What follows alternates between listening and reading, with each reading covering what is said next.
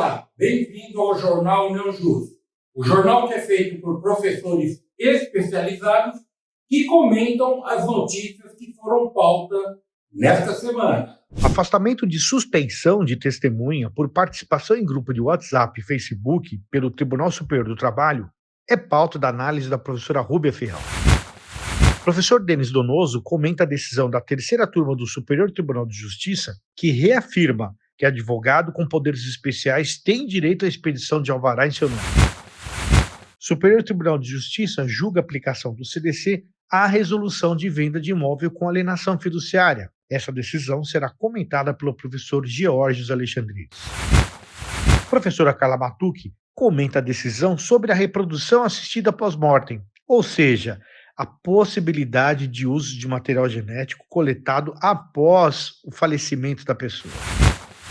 Na coluna Consumirista, o professor José Geraldo Brito Filomeno comenta os bastidores da tutela penal das relações de consumo quando da inserção no Código de Defesa do Consumidor e os seus vetos. E o Momento Cultural com o professor José Augusto Altran.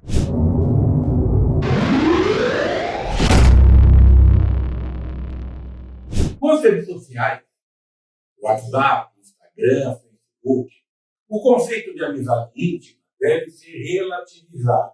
E foi pensando assim que o TST afastou a suspeição de testemunha que participava de grupos de WhatsApp e de Facebook. Professora Rúbia Ferrão, com a palavra.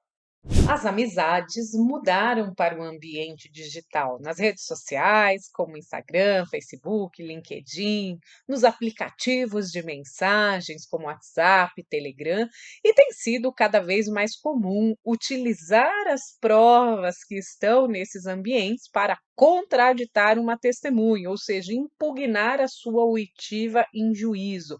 Isso porque tanto o Código de Processo Civil como a CLT dizem que não podem depor como testemunhas quem tenha amizade íntima com a parte, é uma testemunha suspeita, e por isso até pode ser ouvida, mas sem prestar compromisso na qualidade de informante. Mas nós tivemos um importante precedente do TST que diz que o simples fato das pessoas terem conexões com outras na internet, participarem de grupos, né, serem amigos, seguidores, não revela a tal da amizade íntima exigida na legislação. Para tanto, é necessário apurar outros elementos que revelem, então, que a parte pode ter ali um interesse nesse desfecho da ação. Por isso, se você vai utilizar a prova produzida nesse âmbito, é importante que você verifique mais elementos e não só esse vínculo de conexão. Num outro caso, de um tribunal trabalhista, considerou-se a suspeição porque foi identificada uma foto em que as partes estavam na praia e faziam uma selfie. Então fica a dica, sempre procure se aprofundar um pouquinho mais ali para mostrar esse vínculo de amizade ou inimizade nas redes. Muito obrigado, professora Rúbia. O advogado diz a Constituição que é indispensável à administração da justiça.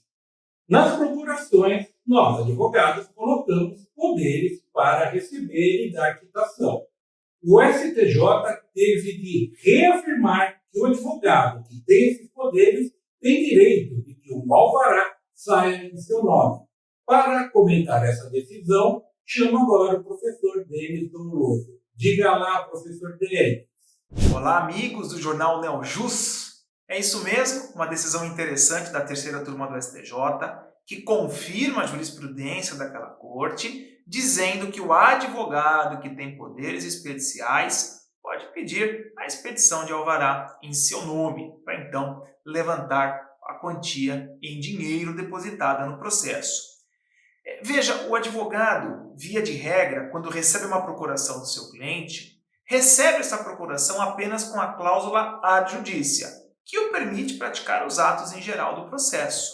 Porém, se a parte quiser, ela pode outorgar outros poderes ao advogado, poderes extras, como, por exemplo, o poder de dar e receber quitação.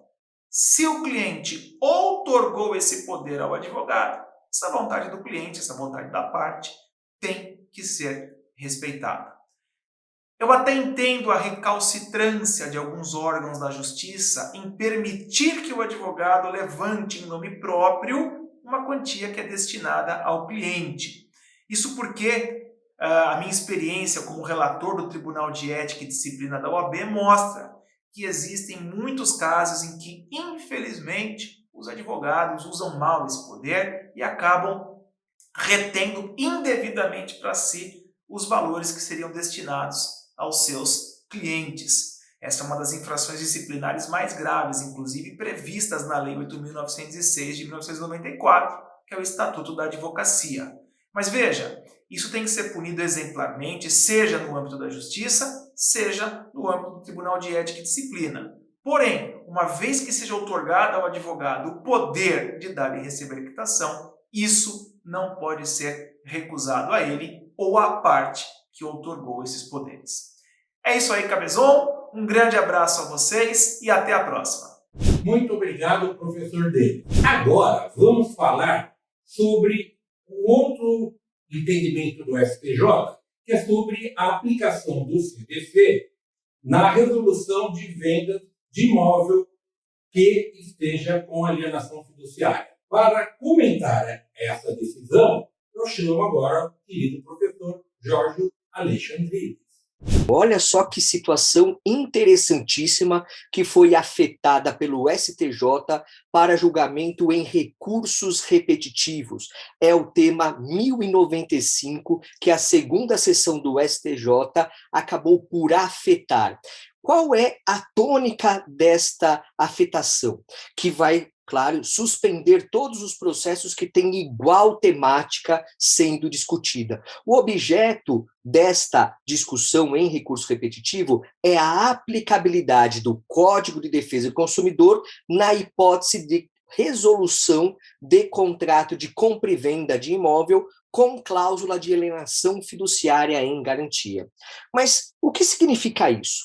Olha só, a alienação fiduciária em garantia, né, a Lei 9514 de 97, trouxe para o credor uma importante ferramenta de garantia frente aos valores que ele acaba emprestando, principalmente relacionados a financiamentos imobiliários. Claro que nós temos também uma grande vertente com relação a bancos, mas o caso que foi afetado tem relação direta com a própria incorporadora que promoveu a venda do imóvel, acabou celebrando com este consumidor que adquiriu a unidade imobiliária para a garantia do pagamento desta unidade, também firmou um contrato de alienação fiduciária em garantia, onde o imóvel foi dado em garantia com a propriedade resolúvel a favor da incorporadora.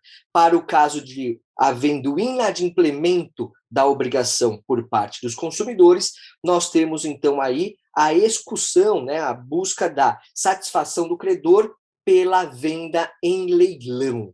Bom, mas o que foi discutido nesses autos? Tendo em vista que, no caso, a própria incorporadora vendeu o imóvel e se tornou credora fiduciária em razão da garantia estabelecida, o Tribunal de Justiça de São Paulo entendeu que, mesmo nessa situação, como havia uma confusão entre o credor fiduciário e a incorporadora, que é o mesmo que promoveu a venda, a situação é de imposição da devolução de 90% dos valores pagos pelos compradores, em razão do seu inadimplemento. Olha só que interessante, ou seja, fez com que os efeitos da lei da alienação fiduciária em garantia, que é a venda do imóvel em leilão em razão do inadimplemento para pagamento integral do credor fiduciário, fosse afastada. E justamente a alegação da incorporadora em recurso especial é que o Tribunal de Justiça de São Paulo não poderia sobrepor a lei especial de alienação fiduciária em contrapartida da aplicação do Código de Defesa do Consumidor. Mas esse caso é muito interessante porque nós estamos diante de contratos complexos, ou seja, o consumidor não contrataria alienação fiduciária em garantia se não fosse comprar o imóvel.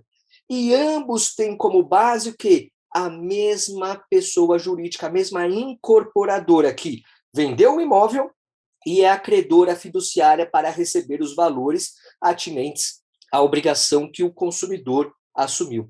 Então, nessa hipótese, é óbvio que aplica o Código de Defesa do Consumidor a esta relação. O Código de Defesa do Consumidor é aplicável à relação entre incorporadora e aquele adquirente, ainda que ele seja um investidor. Aliás, isso já foi até decidido pelo STJ. Então, nós temos que, na relação entre a incorporadora e o adquirente, o comprador da unidade, aplica-se o CDC perfeitamente. E é claro que a relação da alienação fiduciária, como a incorporadora é credora fiduciária e ela é uma empresa que presta habitualmente uma promoção de uma comercialização de imóveis atrelada a essa garantia, ela também é fornecedora e o consumidor que adquiriu aquele empréstimo, aquele financiamento imobiliário com esta garantia, ainda que não seja com banco, ele é consumidor também, destinatário final. Então, obviamente, aplica-se o CDC, mas será que ele se sobrepõe aos efeitos da lei na alienação fiduciária?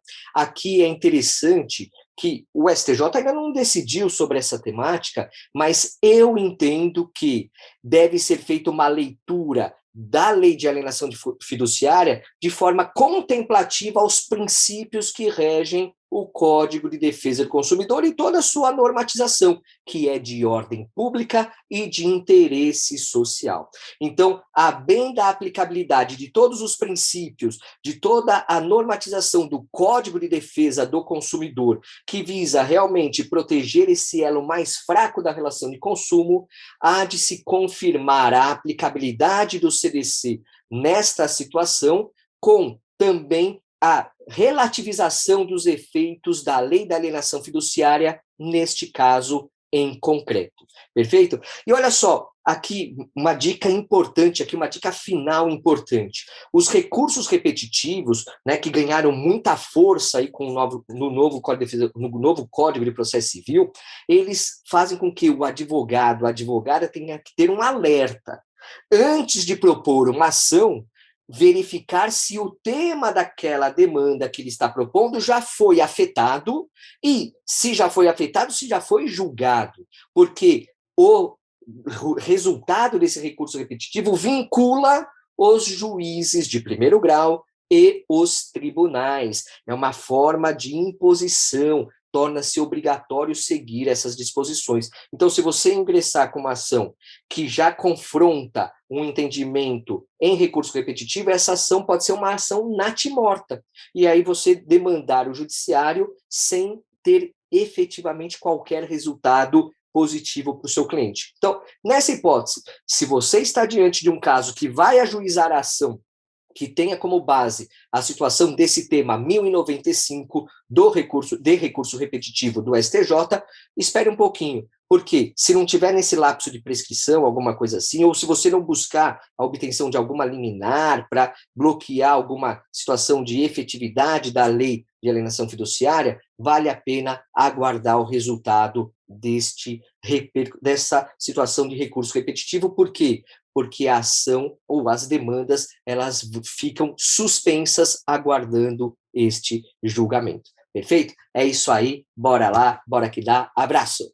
Vocês já imaginaram alguém ter na sua certidão de nascimento uma data que é correspondente, digamos, a 2 anos após a morte do pai? É isso que a professora Carla Matucci vai nos explicar, essa história de ser válido a reprodução assistida com a coleta de material pós-mortem. Será que é isso mesmo que eu falei? Ou será que é uma coisa não tão maluca? Ensina pra gente, professora. Olá, estamos aqui para falar de um tema que já iniciamos há algumas semanas, mas que não havia sido o julgamento finalizado no âmbito do STJ. O que ocorre? Só mesmo a título de esclarecimento, para quem não assistiu ao programa anterior, é que, nesse caso, havia um casal que estava dentro de um procedimento de reprodução medicamente assistida homóloga e Durante o procedimento, de acordo com a resolução do Conselho Federal de Medicina, as pessoas que estão se submetendo ao procedimento, que no caso, nessa parte, nesse âmbito médico, devem deixar consignado o que desejam realizar com o material genético ou com os embriões excedentários ao término do procedimento de reprodução medicamente assistida. Só que essa pessoa, um dos cônjuges, veio a óbito e a viúva solicitou no âmbito do judiciário que pudesse autorizar a implantação do embrião a fim de que ela levasse a termo o processo gestacional.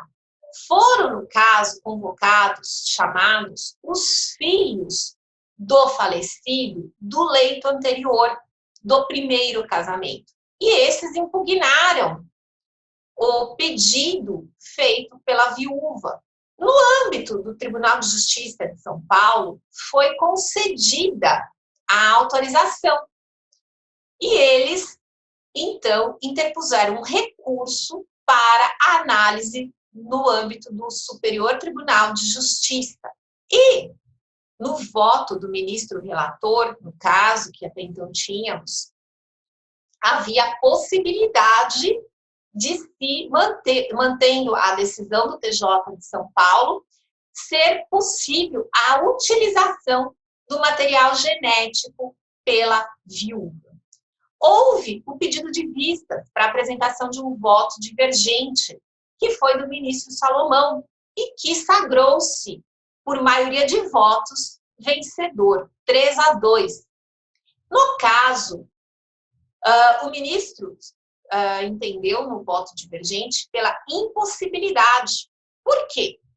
Porque dentro de um critério que estabelece que seja necessária a autorização expressa, eu não posso suprir essa autorização expressa por interpretação, ou seja, eu não posso aceitar que, por conta de que estaria dentro de um procedimento de reprodução medicamente assistida, a possibilidade de se adequar a esse procedimento teria a extensão de entender da possibilidade de utilização do material genético ou implantação dos embriões além da vida, pós-mortem, àquele que se submeteu. Ou seja, haveria uma inversão de valores, haveria um critério de interpretação e daria conotações implícitas a uma manifestação de vontade. Também importaria numa inversão de um direito existencial, do direito à sucessão.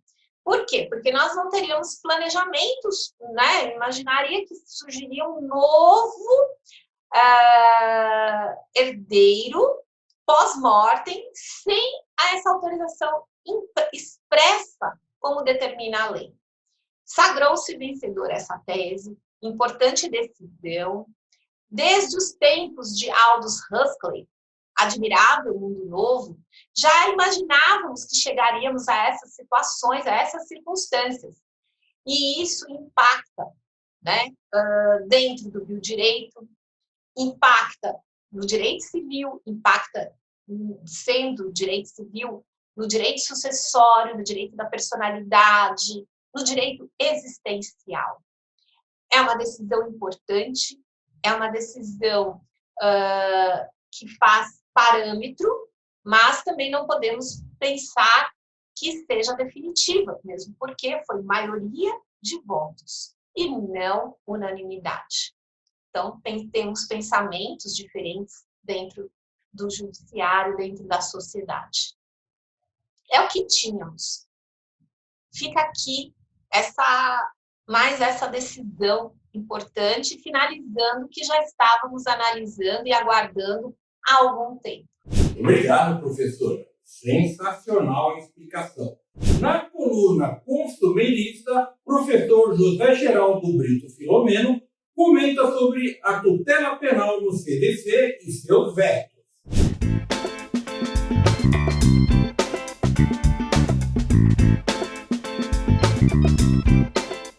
Olá, amigos do canal NeoJus. Hoje eu vou falar a respeito dos vetos apostos na parte penal do Código do Consumidor. Eu já disse aqui, quando nós vimos os porquês e senões, que foi uma opção da comissão que elaborou o Código do Consumidor tratar de questões penais também, além das questões cíveis e das questões administrativas. Porquanto foi uma novidade, das 14 leis que nós examinamos na época, em 1988, apenas a lei do Canadá dispunha de questões também penais, as outras 13 não. Mas nós optamos por isso. Até hoje o projeto de Código Penal, que está parado em algum escaninho do Congresso Nacional, na verdade ele transplantou muitos desses dispositivos e outros para o projeto de Código Penal. Bom, mas vamos aos vetos. O artigo 62, que foi vetado do projeto, dizia que é crime contra relações de consumo colocar no mercado, fornecer ou expor para fornecimento produtos ou serviços impróprios. Modalidade dolosa no caput e modalidade culposa no parágrafo 1º e depois causas de aumento da pena. Vejam as razões do veto. Em se tratando de norma penal, é necessário que a descrição da conduta vetada seja precisa e determinada. Assim, o dispositivo afronta a garantia estabelecida no artigo 5º, inciso 39 da Constituição, que trata da anterioridade da lei penal. Uma bobagem que não tem tamanho. Porque, na verdade, quando a lei fala em produtos ou serviços impróprios, cuida-se claramente de uma norma penal em branco. E é evidente que uma legislação complementar e integralista vai dizer o que são produtos impróprios. Ora, está no artigo 18, parágrafo 6º, do artigo do Código do Consumidor, que são produtos impróprios. Então, não precisa nem ir além de uma norma fora do Código do Consumidor. Mas esse autor do veto, ele deu uma daquele atirador, um mau caçador, que atira naquilo que viu, mas pegou aquilo que não viu, ou vice-versa. Porque, na verdade, o veto foi aposto, não por essa razão que ele disse, mas sim porque o antigo artigo 279 do Código Penal, que havia já sido derrogado pelo artigo 7º, inciso 9º, da Lei 8.137, que é contemporânea ao Código do Consumidor, acabou estabelecendo exatamente, com termos um pouquinho apenas diferentes, essa modalidade de crimes contra relações de consumo que está lá na Lei 8.137 de dezembro de 1990. Diz o seguinte, que é crime contra relações de consumo vender, ter em depósito para vender ou expor à venda ou, de qualquer forma, entregar matéria-prima ou mercadoria em condições impróprias ao consumo. Quem vai dizer o que são esses produtos impróprios é o próprio Código de Defesa do Consumidor, como eu já disse no parágrafo 6º do artigo 18. Por hoje é isso a nossa conversa. Muito obrigado pela sua atenção. Muito obrigado, professor Filomeno. Vamos agora para o nosso momento cultural com o professor José Augusto Altran. Olá, as dicas de cultura para o portal NeoJus dessa semana. A primeira delas fica por conta de uma peça que vai estar disponível no YouTube, que se chama O Despertar. É uma comédia dramática, por sinal extremamente dramática, que conta a história de uma mulher, né, a sua rotina como mãe de família, né, tem que cuidar do filho, os maltratos que ela sofre do marido e do assédio do patrão. Ela trabalha numa lojinha e aí o patrão a assedia dia após dia. Um tema bastante atual, né? A segunda dica fica por conta de um lançamento de livro do Fernando Henrique Cardoso, que se chama O Intelectual na Política. Conta a trajetória dele enquanto professor, né, enquanto intelectual. A questão política, a questão dos 8 anos da presidência, do Senado, ficam mais aí subentendidas. E a terceira dica, eu participo dela. É uma entrevista que eu participei juntamente com o jornalista Caetano Bedak, né? Nós entrevistamos o Krikor Cherkesian, um empresário que nos anos 50 e 60 fez muito sucesso aqui em São Paulo ele era presidente das lojas Ducal, uma grande loja de roupas masculinas, e chegou a ter aí mais de 30 mil funcionários nos seus estabelecimentos e que tinha assim uma novidade para a época, não é? Que eram os garotos propaganda. Né? Dois deles assim extremamente importantes, não é? O Pelé, o Emerson Fittipaldi. Então, o Cricor é um inovador no setor empresarial em São Paulo e no Brasil. Né? Ele é um dos primeiros, ele fundou os primeiros supermercados aqui em São Paulo. É uma carreira, uma história de vida aí de empreendedorismo que pode ser interessante de estar se vendo. Vai aparecer no YouTube, né, www.alltv.com.br, no programa Primeiro Escalão. Ok? Bom divertimento, uma boa semana. Muito obrigado, professor José Augusto Altran. Muito obrigado a você que nos acompanhou aqui neste Jornal Neojus, número 40. Esperamos vocês na próxima semana com esses comentários, com esses grandes nomes do direito que o Neojus traz para vocês. Até a próxima, pessoal!